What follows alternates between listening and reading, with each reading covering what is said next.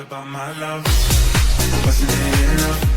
Just let me know so I can. All right, so all of us have had our share of Haynes King over the years. I think we could say SEC player, ACC player, 𝗕𝘂𝘀𝗶𝗲𝗀𝗲𝗀. You know, him doing his thing at Georgia Tech. This past weekend was one of the best games I've ever watched in my life. Georgia Tech, and for them to come out with the win that they had, or I'm sorry, the win that Georgia had was absolutely incredible.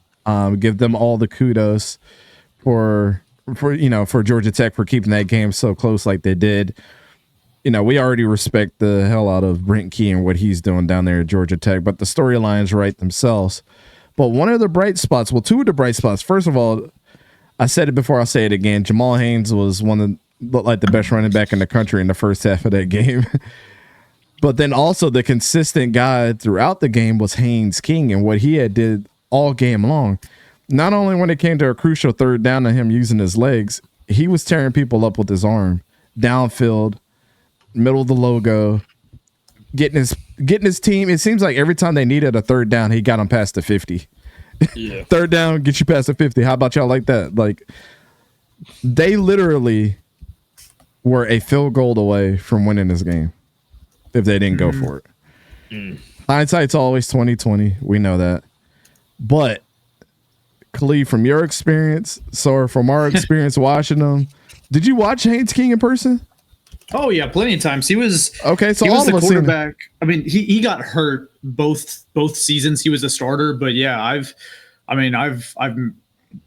seen him around campus when he was at A&M. I've seen him play a handful of times. Very talented player. Yeah. So let's put it like this: we've seen our fair share of Haynes King, not only in person but on TV. I think that this was his best game of all time. By the way that he played.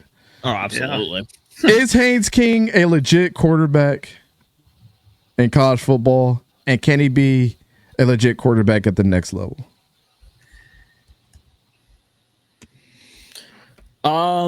Yes, I do think he's a legit quarterback at I don't know what I'm saying at. I think he's a legit quarterback at the college level. I don't think he's going to leave this year. He is a junior. He has one more year. I think the way that Georgia Tech looked, especially against Georgia and just throughout the season, you look at, how the rest of the ACC has looked. Miami's going to be losing a lot, so you're hoping to out-recruit them in, both recruiting class and transfer portal.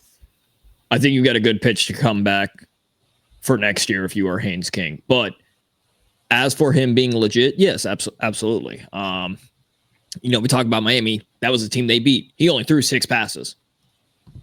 He went 6 for 6 on those and had a passing touchdown and a rushing touchdown. So, I mean, you talk about how in the Georgia game, and dude was all red on the wear and tear. His entire body was just flashing red for wear and tear. This was NCAA. Yeah, for sure. But I mean, and that's just what good quarterbacks do. They can carry their team if they need to, and that's exactly what Haynes King did. We saw it in the 𝗕𝘂𝘀𝗀𝗀𝗀 Bowl when they were down against UCF. Despite the fact that they lost in heartbreaking fashions, to go to 8 overtimes against Georgia during rivalry week, it's Georgia who is getting ready to prepare to potentially win SEC. You beat Miami. You were the first team to beat Miami. They were a top 10 ranked team at the time. Your resumes looked good. So, yeah, from the 𝗕𝘂𝘀𝗀𝗀𝗀 Bowl on, when we first started watching Haynes King, in person, yes, I do think he is legit. Torque says Haynes is like John Rice Plumlee to me. I don't know if he'll ever be a franchise quarterback in the NFL, but dude is a great athlete. That's a great comparison. I almost disagree with you, but now I'm thinking about it. They both show flashes that they could be great. It's just part of me is honestly kind of, and I hate to say it because it's what they always do with tall quarterbacks or very athletic quarterbacks. Oh, he should be a running back. But I could see this dude doing like a Taysom Hill type of role in the NFL. Yeah, I mean, he's tough enough for sure. Like, I mean, look at the Georgia game. You know he's tough enough. dude, if Haynes King doesn't have some type of injuries right after this game, I'd be he's only thrown one interception this season.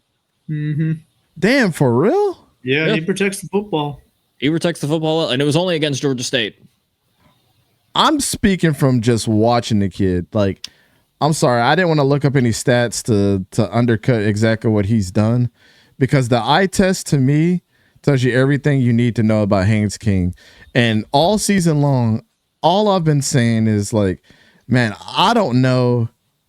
I just don't know if Haynes King has got the arm to be a legit quarterback this year and this game. Yeah, I was about to say this previous game. Woo. Is it? I mean, Khalid, is it a confidence thing with him? Is it scheme? Like, why is he throwing the ball better late in the season like he has been, especially in this game? I mean, really, this game, he showed you that he can do it all. Yeah, so from what the career analysis I guess I've had for Haynes King is that he needs at Georgia Tech, he needed a big change of scheme and scenery from what was at A&M, right? At Georgia Tech right now, I mean, you see this on full display at, against Georgia, right? It was a run-based offense, but when they were throwing it, it was usually on an RPO, right? Utilizing, the threat of handing it off, utilizing the threat of Haynes King's legs. Coming out of high school, his recruiting profile comparison was Justin Fields because of his 40 time and his ability as a runner. It's interesting. And so that's how, like, that is his strength, right? His legs and making good decisions, right? And that's what Georgia Tech has done a really good job of capitalizing on, right? While he's only thrown one interception, like Sora mentioned, he's only thrown 11 touchdown passes. But when you look at his stats on the ground and when you watch him play, it's clear that while this kid, he can toss the football, his forte really is his ability as a runner. He's breaking tackles, he's pushing the pile. I mean, the guy would not go down against a Georgia defense that is, a really strong unit. And with that being said, though, right, the thing with Haynes King is his mechanics are still a little flawed when it comes to throwing the football. So when he grew up, right, he was also a baseball player. And so his throwing motion was heavily influenced by that. And when he reached, we saw that a lot at the Gasparilla Bowl. He had the Philip Rivers side. Exactly. Remember, I said that several times at the Gasparilla. I said the dude throws his ball like a baseball. He has a very long windup, and when he reached middle school and high school, his dad was like, "Man, this kid can rip it. I'm not going to mess with it, though." Right? So he didn't mess with it.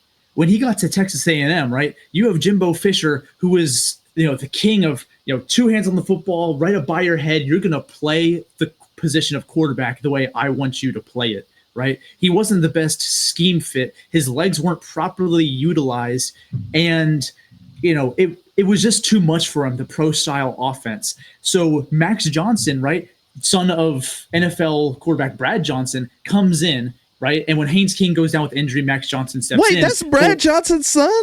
Yep. Max Johnson is Brad Johnson's son. Bro, it's just like I'm speaking to Carter Bradley at the Senior Bowl, and I didn't know his dad was Gus Bradley.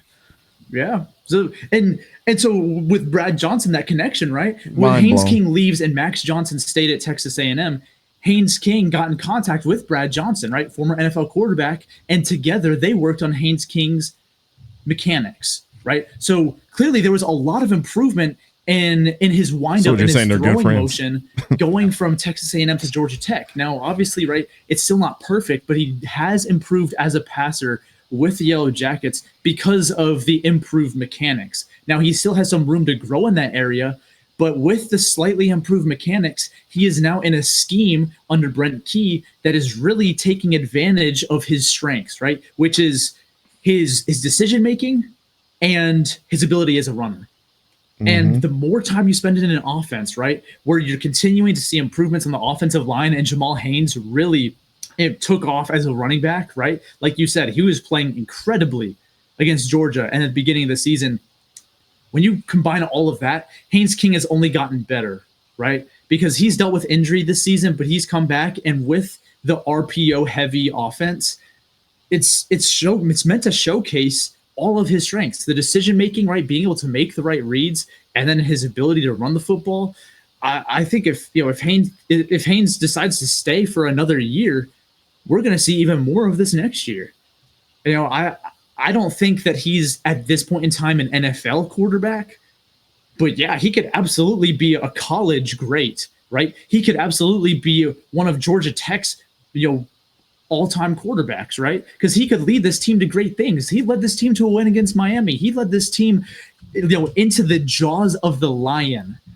8 overtimes against Georgia. Sure, they couldn't get it done, but man, they were so close. Haynes King, if he stays another year, has a chance to go down as a school legend, even if he's not an NFL guy, even if he's not an NFL prospect. I'm gonna say right now, if Haynes King stays another year and Georgia Tech has a good portal and a good recruiting class, I'm talking like top 20. I'm going to say right now, Georgia Tech will probably be my favorite to win the ACC. That's not a hot take. I think. Look, if South Carolina that's up there with South Carolina. And the sellers are getting the hype and maybe dark horse SEC dark horse playoff shouts. I mean, Haynes King and Georgia Tech are in very similar situations, just maybe a little bit more win now mode, since Haynes King only has 1 year of eligibility left and Sellers has, I think, 3. But I think that this Georgia Tech team, they have the groundwork laid down for a successful run in these next couple years. And they've already gotten a couple high-profile high school prospects committed to them who are expected to sign tomorrow. So Georgia Tech, Brent Key, they're headed in the right direction. And Haynes King seems like the perfect quarterback for this offense. Again, I'm not saying he's one of the best quarterbacks in the country or he's an NFL guy, but he could be one of the best quarterbacks in the country next year, given that the offense continues to play to his strengths. Incredibly talented player. Yeah, 100% agree. So in 10 games, Haynes King has 1,910 passing yards, 11 touchdowns, 578 on the ground, and 11 rushing touchdowns. He also leads the ACC in completion percentage. He completed 72.5% of his passes this season. That's the decision making that comes in. He makes good decisions on where he puts the football. Mm-hmm. He's also only been sacked like 3 times. Well, it kind of reminds me of Bo Nix season when he didn't get sacked a bunch too. Like his rushing ability and able to move in the pocket a little bit makes it a lot harder. But from your perspective as an A&M fan, do you think your season would have been better or worse with Haynes King? This season? Yeah. So much better.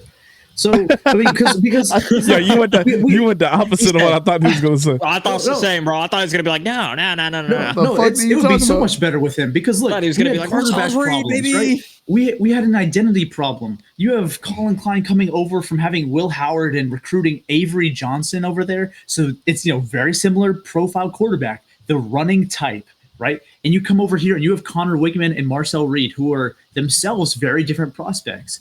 All offseason, you're getting the offense ready to be led by Connor Wigman. And then midseason, you have a dilemma of Wigman versus Reed. So now you have to continue to change the offense to adapt for Reed, who is more ideal for your scheme. But that scheme hasn't been fully implemented, right? Because you were preparing for Wigman. And yeah, Reed protects the football, but he's a redshirt freshman. His only experience before this year was in the bowl game last season against Oklahoma State when Jalen Henderson snapped his arm in half on the first play of the game. True freshman Marcel Reed had to go in there and step up, and he played admirably. But if you have Haynes King as a veteran in the Colin Klein offense with an offseason to implement a playbook and scheme that caters to Haynes King's strengths, which Colin Klein's scheme does, then yeah, I absolutely think that A&M has a better season and you see better offensive output because you have a guy who makes great decisions and is just as electric on the ground, if not more, than Marcel Reed. And I think that's really saying something. I feel like if you still had Haynes King, we would not be seeing Reed this season. Not at all. I mean, barring injury, right? Well, yeah, barring any injury. But it's like there are very few players who I would consider to be like North Carolina State, anyways. Torque says, how would I feel about if FSU got Haynes in the transfer portal and paired him with Malzahn? I would lose my mind. I don't think homie is leaving. Nah, you're not gonna leave Brent Key. You're not gonna leave him with everything that he's done for their program already. It'd be kind of a spit in the face of Brent Key if you leave. Yeah, and you also have to remember he's got one of his guys out there. Haynes King transferred to Georgia Tech with the wide receiver Chase Lane, who is also a former 4-star at A&M, and both of them went to Georgia Tech together, and they're boys. You know, Haynes King also has some talented receivers out there, and Eric Singleton as well. And I mean, I think it would be quite silly for him to transfer because he's got some weapons. He's got an amazing scheme around him. Yeah, what's not to like if you're Haynes King in Atlanta, right? Georgia Tech is like, you know, Brent Key's gonna bring the fucking offensive line. Like, you know, you're well protected. Yeah. That's if that's one thing that's gonna happen, it's gonna be that. Exactly. I'm just saying, bro. If I'm a quarterback, I'm going. Yeah, I'm reevaluating. There's all these fun wide receivers over here at this school, but I also don't have to worry about dying over here at Georgia Tech. Let's look at their current recruiting rankings, right? With tomorrow being National Signing Day, they do have that 1 5-star offensive lineman. Yes, they're 18th in the country right now. Are you serious? 18th in the country in recruiting right now. No. Did you see what Torque put? Casey Concepcion is in the portal now. Yep, he entered the portal the other day. His younger brother is in high school, and he just committed to Kansas State. That's Eric. That's Eric. Eric Rivers. Eric Rivers. Concepcion is from NC State, bro. Yep. Thank you. But yeah, you look at Georgia Tech, man. Their recruiting right now is the 18th. They were 51st in the 2024 class. In 2023, they were 64th. Right? In 2022, they were 44th. This is an all-time high for Georgia Tech. They're 43rd in 2021. They're recruiting like they never have before. Well, and they also, again, do have the 1 5-star offensive tackle. Yeah, exactly. They're getting players right now who, they're getting players who are as good, like, nationally as Jahmyr Gibbs was when he committed and signed with Georgia Tech initially, right? He was ranked in the 40s nationally. Right now, Georgia Tech has Josh Petty, the offensive tackle, who's a 5-star according to 247, 21st nationally. Tay Harris, a cornerback, who's 56th nationally. They have 3 top 100 recruits. If you're Georgia Tech, you normally never do that, right? So they're recruiting well. Brent Key has his program headed in the right direction, and Haynes King is going to be revered as a guy, a program legend, because he's going to be the guy who's leading them, the quarterback who's leading them through this transition phase of being kind of a mid-tier program to suddenly potentially becoming a prominent figure in the ACC. And you go out there and get him another receiver, and suddenly this offense opens up even more because you have just one more threat, right? Out wide. Haynes King will hurt you with his legs. You've got running backs. You've been able to produce really good running backs from Jahmyr Gibbs to Jamal Haynes. If you get another receiver, filthy. Oh yeah, damn, that is true as well with Jahmyr Gibbs, yeah. Because you're gonna have both Gibbs and Jamal Haynes. I mean, shit, Gibbs was a 1st-round draft pick. I'm not saying Jamal Haynes will be, but he'll probably go high. Yeah, you're running back. You're looking there going, all right, and again with a great O line. These guys produce O-lines. These guys produce running backs. Javon Baker, he was a 3rd-round talent, so you know that Brent Key is able to put he's able to put talent into the NFL. Yeah. Georgia Tech, I think, is a program that's trending up for next year. I think Haynes King very high up. Is at the forefront of that because, again, I don't think he's an NFL guy. but there is no doubt that he is going to be a college football great. You look at a guy like Trevor Knight, right, who played at Texas A&M and Oklahoma. He didn't amount to anything really in the NFL, but he was a legit player in college, and I think that Haynes King is going to just have a similar rap, right? Yeah.